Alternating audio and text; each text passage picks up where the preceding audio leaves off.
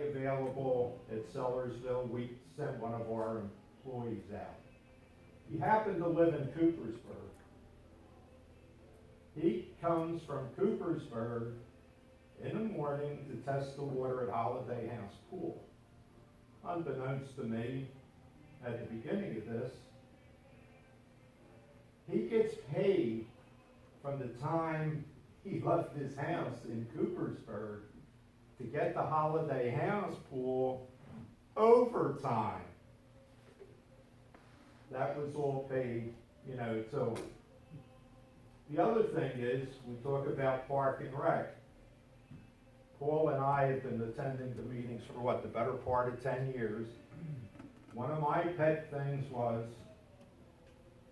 the tot lot. Every year I went up there, why can't we do something for the kids, the kids, the kids? I says, 30 years from now, you're going to have the kids bringing these kids as parents, bringing their kids and seeing the same tot lot that I brought my kids to and you brought your kids to. Well, guess what? This year, all of a sudden, it's an election year. Things are being done at the tot lot. But back up a minute. When Park and Rec said they over budgeted or overpaid for something, and they had to get $8,000, it wasn't that we were not going to take it out of this surplus of close to $1 million. They told Park and Rec, we will lend you the money. Well, somebody wised them up during the month because they came back the next month and said, no, we'll give you the money. We almost all fell over on that one. The other thing, and lastly, I attended a meeting yesterday for Medicare. And one of the questions I asked the gentleman is, if you're 68 years of age and you are continuing to work and your employer has insurance and you get insurance from that employer, is that insurance the primary or the secondary insurance? And his answer to me was, it becomes the secondary insurance because Medicare becomes the primary.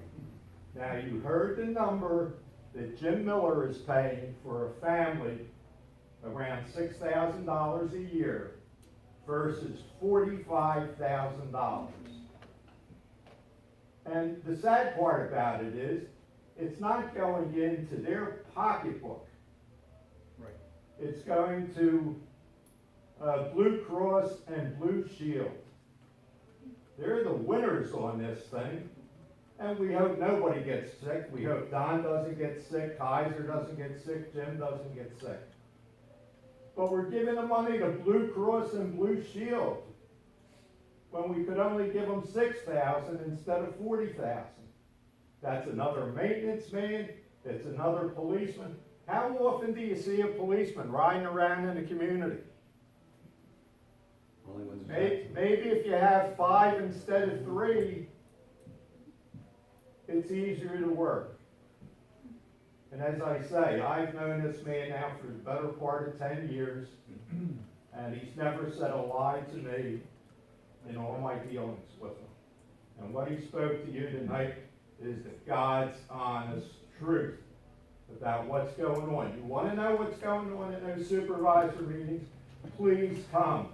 If you want to know more, ask Paul and I. Because we're there practically every month. Maybe not every month, but we're there. Thank you, Frank.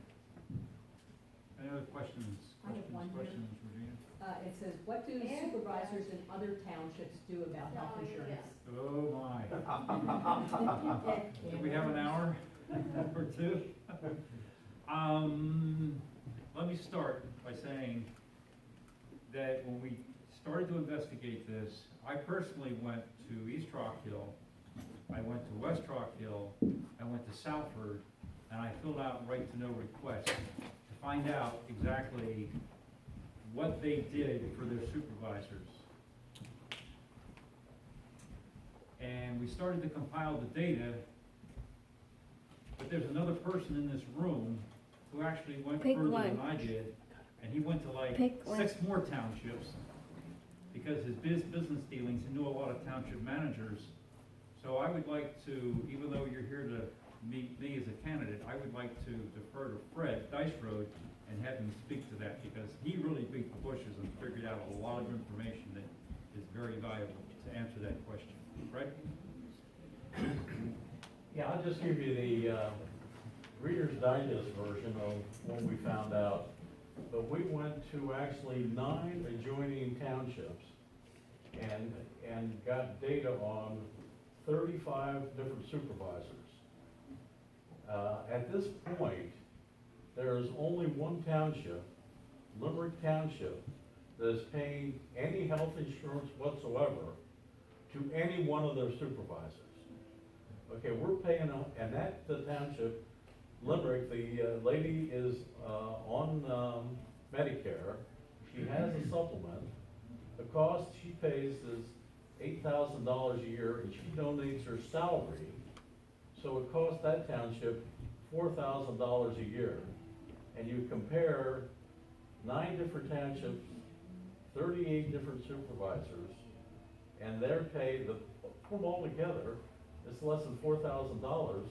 West Rock Hill is paying over $90,000. It's just totally out of control. We also went to 4 different boroughs. We went to Souderton, Hatfield, Chalfont, and Telford. And now one of these boroughs pay any health insurance to supervisors. It's legal, but it's not paid by most townships. West Rock Hill, when it comes to health insurance, is the most generous township in the state of Pennsylvania. And it's just totally out of control, and we've tried to talk to our supervisors and say it should be revised, and they just aren't, they're just not listening to what we're saying, and that's one reason we're here tonight. So I think, David, I think did a great job in giving you the bird's eye view of what's happening in our township. But healthcare is the major issue, and somehow we have to put West Rock Hill back in line with other townships. I'll give you an example. East Rock Hill has 3 supervisors. They don't pay a penny to their supervisors for healthcare. In addition, 2 of their supervisors donate their salary to the senior center. So compared to West Rock Hill, when you take the salaries and the insurance, we're up around $100,000. East Rock Hill, right next door, is talking about $4,000. Now, many townships recognize this problem. Hatfield Township has an ordinance, if you're elected, you don't get health insurance, okay? Horsham Township has an ordinance that if you want to get health insurance, it has to be done by referendum. You need 50% of the votes. So other townships recognize that this isn't something they should waste their money on. If you're over 65, get Medicare like the rest of the world. If you're in a working, if your workplace, get yourself enrolled with Medicare and pay your own supplements like the rest of the world does. So West Rock Hill is totally out of line with the way the world's going around, and somehow we gotta change that come November 5th. Thank you. Thank you, Fred. Can I ask a question You may. regarding that? When did West Rock Hill Institute pay for health insurance? I don't know, okay? Years And ago? again, I was a supervisor back in 202. I know there was people taking it at that time. I never took it. Okay. I thought it was a civic duty and didn't participate. But, and I never got involved with who took it and how much. Well, in those days, It health was- insurance was was what, much $8,000 or different. $10,000 Right. a year. Right, Now it's up to $40,000 or $50,000 a year. So it's a major issue now, so I don't know exactly when it did start. okay. Why are Jim? they allowed Jim, I'm sorry. I just wanted to add, hi everyone. Jim Miller. Go ahead, Jim. I believe it was around 1980 when they started having health insurance. I think actually Dick Durstein, I think that was in the 80s. But like you said, it wasn't bad for those beginning years. But then you look at what's happened in the last 20 years, and that's when it's really bad. That's why, this is his meeting, but No, that's it's why, okay. that's why I made the changes in West Rock Hill so that we could have a supplemental plan for people on Medicare. I believe that if somebody wants medical insurance, then the most they can have if they're on Medicare is a supplemental plan. And that goes for employees and supervisors, not just supervisors, okay? Because we did have an employee who was over 65, and when she turned 65, she went on the supplemental plan too. Okay? But Judy's now retired, but she also went on the same plan that my wife and I are on. The other point is, and you didn't bring this up, but I think, like Fred was saying, if you have other means to get insurance, if you're employed full-time outside of the township, you should be going through your business where you work. You shouldn't be taking a stipend from them because you're not taking insurance. Now, when I worked for Unisys, if I didn't take the insurance because I could have gotten on my wife's plan or something, they would actually pay me because I wasn't taking the insurance. It's an incentive. So people shouldn't be allowed to do that and then take insurance for free from the township. So that's, I do know that with me, if I'm offered insurance where I work, I had to sign a letter, and that had to go with Kevin's Yep. health insurance. So what I don't understand about Mr. Kaiser is if he's offered it at his place of employment, unless he's a consultant, okay, which he is not, then there should be some documentation. Blue Cross Blue Shield should be asking that since he is still working. and that's just, I mean, those are two of the things I think that would really make a big difference starting in January. That we could put in a lot of regulations like that to limit the overall cost of health insurance. And just so you know, like David, I mean, I was able to reduce mine from what would have been with my daughter and my wife about, next year it would be about $75,000 if I took the big plan. But we put our daughter on a separate plan. She has nothing to do with the township insurance, and my wife and I take the supplemental plan, which comes in around $7,000. But next year, if this man gets in, we're gonna put regulations in, just like him, I won't take the insurance either. I'll pay for my own insurance because people pay enough. Well, in that regard, I mean, this is a town, I mean, David, I'm wishing all luck, I'm right behind you. One question I have is where I work, every year, we call in insurance companies to come in. I don't know, now I don't make it, I'm always in different meetings. But in West Rock Hill, do they do that on an annual basis to call in insurance companies, or is it just we got Blue We Cross? have a list of insurance companies that we can review, and we have an insurance carrier that provides us several different plans. Right, There's about 10 different plans. that it's we like a can look at. broker, right? But you can only, the township is allowed to have 3 options on their overall plan. We had this Cadillac plan, we had the Medigap plan, and we could have another plan. But until I got the Medigap in there, we didn't have any plan except one for the last 4 years. So are you saying that every year they could review through 3 plans, but they Sure. choose not to? Yeah, that's my next thing. Yeah. I mean, what you guys do is great. I mean, you know, being a supervisor is a very tough job. It's an unforgiving job. I mean, I have no problems for a supplement, $78,000 per supervisor, even if it was 10,000. I have no problem because you guys deserve it. You put your time in. You know what I'm saying? Well, my question is we do it on an annual basis. The only reason being is, I mean, we did have a Cadillac plan. We had it 4 years ago. Our company sat down, said, we're spending almost $1 million for our employees, for health benefits. We went out, now we have Aetna, we have Blue Cross Blue Shield. We now are down over $500,000 for the people that we had. On that basis is, we do have people that are retired and they still work for us. They are on Medicare, we pay their supplement 100% because their supplement's at like $5,000. Which we do is we all have to contribute. We have a $9,000 deductible, or $10,000 deductible, they pay us 9,000. They'll pay us back 9,000, we owe 1,000 out of our pocket. I mean, that's nothing for you guys because this isn't a big enough company to do that.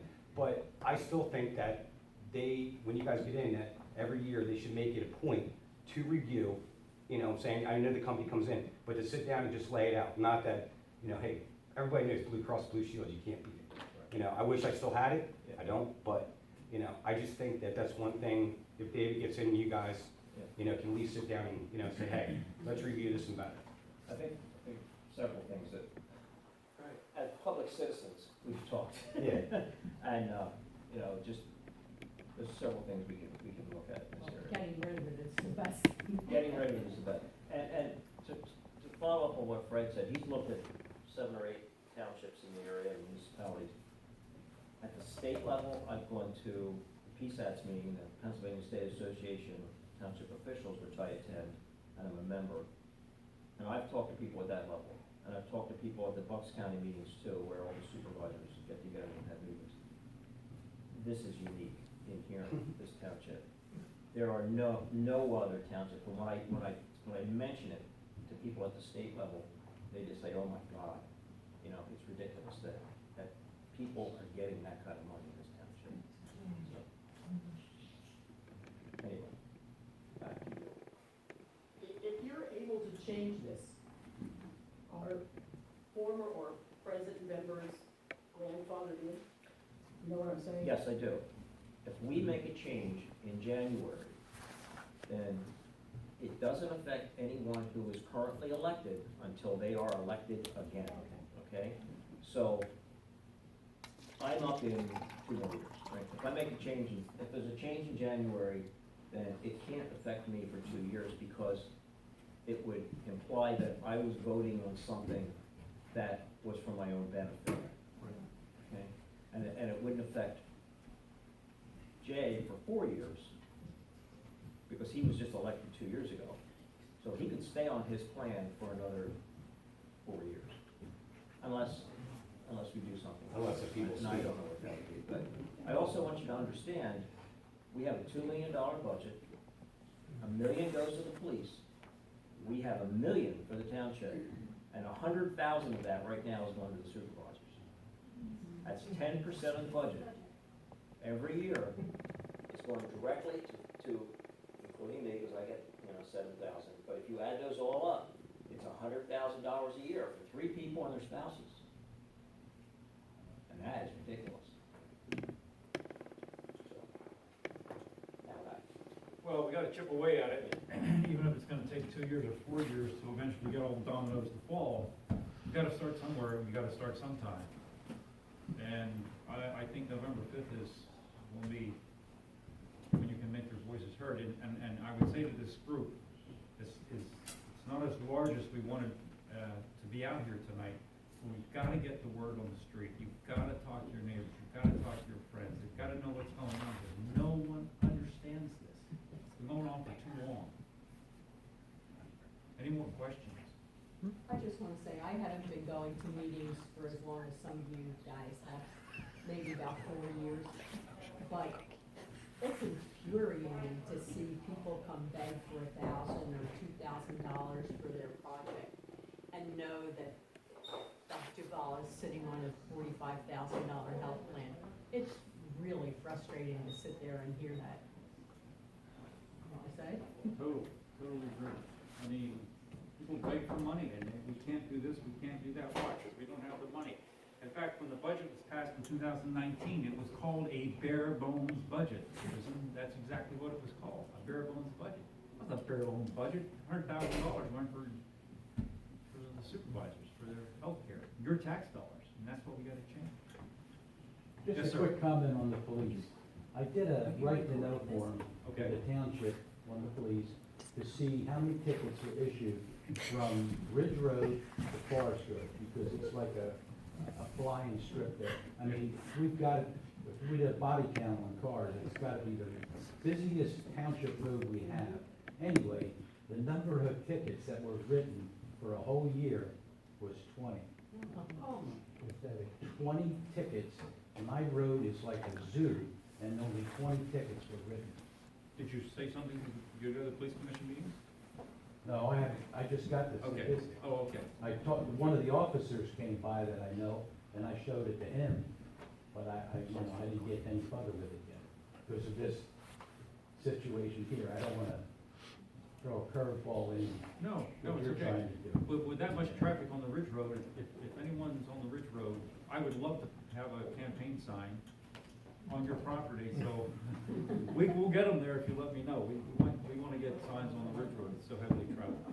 Frank? I think the other area we haven't touched is the fire department. Talking about people coming in begging. Yeah. You know, they come in, put their things in. There was something, about a year ago about insurance? For 14 months. They kept on tabling it. Don DeVal kept on tabling it. Right. For 14 months, he would not Right. vote.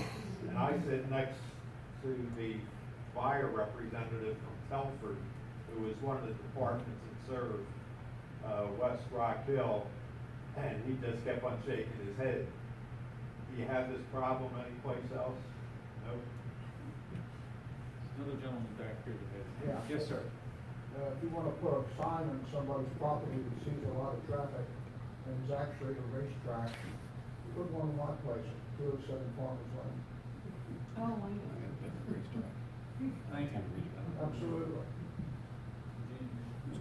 They like to see how fast they can go up the hill. And motorcycles. 207. 207. Thank you. And please, we have lots of literature, we have notepads over there, we have lots of literature, the Fred's handiwork. Please take and pass it around to the community. Gotta get the word out. 3 weeks from today, 3 weeks, we vote. Get the word out. And thank you, if there's no more questions, thank you very much for coming out. I appreciate it.